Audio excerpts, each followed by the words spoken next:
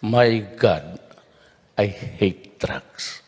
Senate President Tito Soto slammed U.S. senators for a resolution to bar entry in the United States of Filipino lawmakers involved in the detention of Senator Laila de Lima. Soto says foreign lawmakers should not meddle in Philippine affairs. He noted the country is no longer a commonwealth of the U.S. Ano kaya ang pakiramdam nung senador na yun kung mayroong mag-file ng resolution dito na sabihin na huwag papasukin sa Pilipinas lahat na mag-i-impeach kay Trump? Ano kaya ang sabihin nun? Ano? Oo, pakialamero eh. You cannot have a U.S. Senator judge the case. Hindi ba? Ang layo ah. Baka akala naman niya Commonwealth pa tayo. Malacanang also responds to the resolution. Presidential spokesperson Sal Panelo called it offensive as De Lima is being tried in court. We do not respect the process of this country. But even if that is their move, at least one or two. Detained Senator Laila de Lima welcomed the resolution. In a letter, she thanked the American senators, saying their move is a reminder that the world is still watching. On Friday, a proposed amendment by Senators Richard Durbin and Patrick Leahy was approved by the U.S. Senate Appropriations Committee. If passed into law, it will ban local officials behind de Lima's detention from stepping on U.S. soil. Our top story, a nationwide transport strike taking place tomorrow. It will be led by different transport groups. Their call, a gradual implementation of the government's jeepney modernization program. Our Chrissy De Matulak has the report. Commuters should pack a lot of patience on Monday. Transport Group ACTO says around 70,000 of their UV Express and Jeepney member units in Metro Manila and many more in other parts of the country will not be available to commuters. They are going on a nationwide transport strike. According to Group President Efren De Luna, they will once again make a stand against the government's PUV modernization program.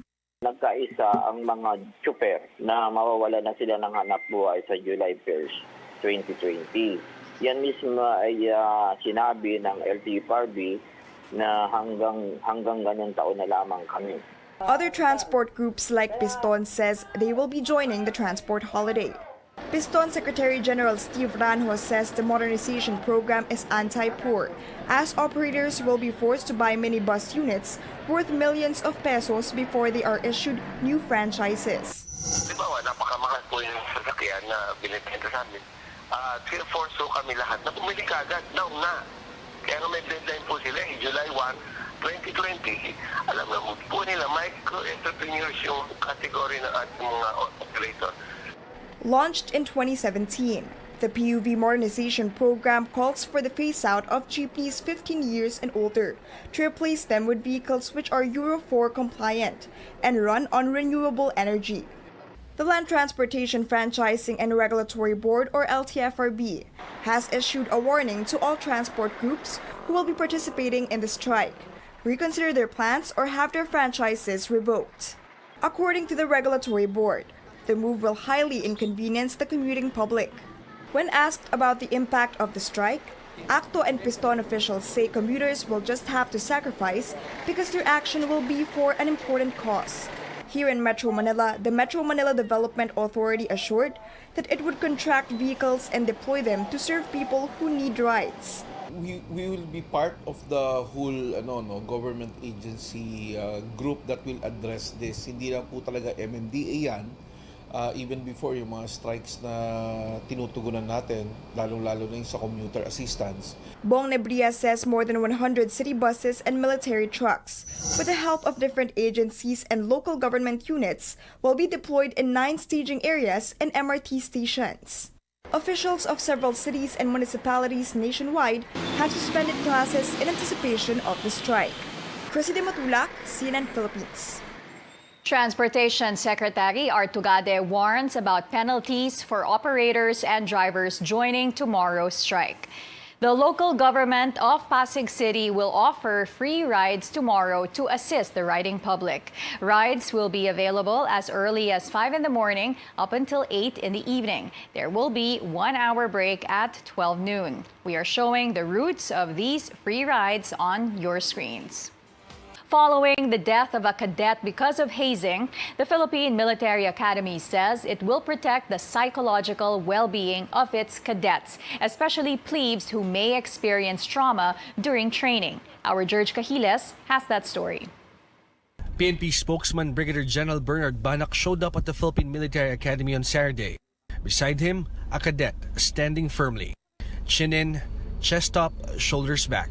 It's his son, Samuel, a classmate of Cadet 4th Class Darwin Dormitorio. Dormitorio experienced hell, as how the police described his last hours, in the hands of at least 6 of his brothers in the academy. Despite the tragedy, Banak still believes that his son is in good hands. His son remains in his stance and does not say a word. Wala po dapat ipag-alala. Ang inyo pong mga anak ay nasa mabuting pangangalaga ng pamunuan ng training institutions, ang panguna dyan ng PMA. Of course, meron din tayo sa PNP, no? Yung PNPA natin, at iba pang mga training institutions nationwide. Newly installed Commandant of the Cadets, Brigadier General Romeo Bronner, just back from the war-torn Marawi, earlier declared war against hazing. He says they will strengthen their counseling services, especially to plebes who might have experienced trauma during training. Bronner says when a cadet's trauma is not addressed, it eventually shows up in violent tendencies in that cadet. May proseso naman tayo. Okay? So pag nakita nila na may mga mental health problems, may proseso tayo to determine if they are still fit to continue the training in PMA. Following Dormitorio's death, physical evaluation of the current plebes at the academy are now ongoing. Bronner says following the orders of Defense Secretary Delfin Lorenzana, they are checking to see if the plebes show any sign that they were maltreated.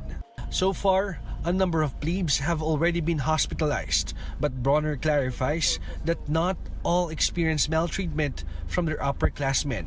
The winds of change have blown many times through the hallowed ground of the academy, and sometimes the winds hit hard on the time-honored traditions.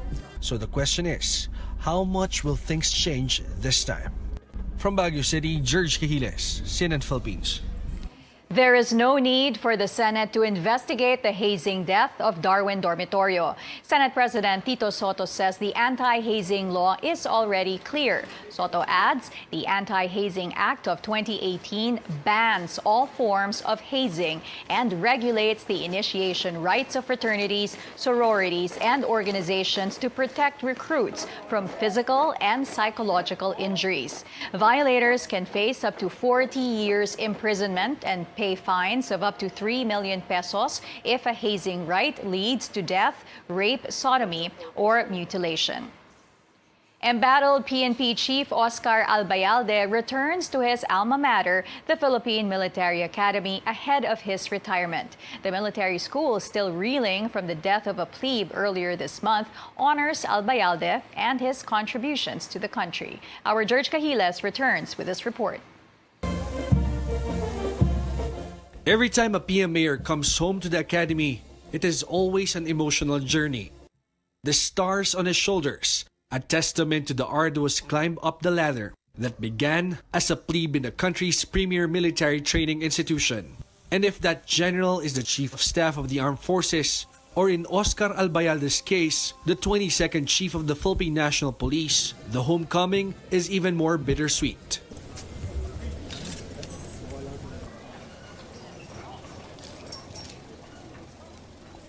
Albayalde was honored this morning with a testimonial parade, complete with a 19-gun salute. A trooping the line, a parade in review. Albayalde will retire in less than 2 months. And now that his career in the uniformed services is coming to an end, the question about what his legacy could be makes him turn somewhat emotional. I really do not know, no? Let the people judge me. Let the people judge me. Hindi ko alam kung anong sasabihin ng mga tao. Whatever they will say, I will accept. For myself, I did everything. I gave my best. Every general wants to retire in a memorable way.